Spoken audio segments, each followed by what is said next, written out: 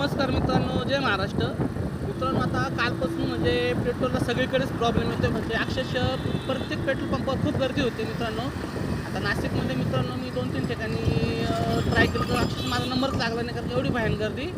तर म्हणलं सकाळी भरू, तर सकाळी मित्रांनो आलो, तर जवळजवळ सकाळी 6ला नंबर लावला, तर 8 वाजेपर्यंत माझा नंबर लागला पेट्रोलला. तेव्हा पेट्रोल मला भेटलं. तर मित्रांनो, पेट्रोलची खरंच टंचाई आहे, तर कोणी अफवा पसरवतं आहे मित्रांनो. आता हे जगाला माहिती, कोणी अफवा पसरवत काय करतं. तर माझं आपलं एवढंच आहे का, अफवा पसरू नये. काय होतं, अफवा पसरवल्यामुळे सामान्य माणसाचे खूप हाल होतात मित्रांनो. कारण की सकाळी सकाळी आपले कामधंदे असतात, ते सोडून आपण पेट्रोलला लाईन लावा, या गोष्टी करा, माणसाचे हाल होऊ नये.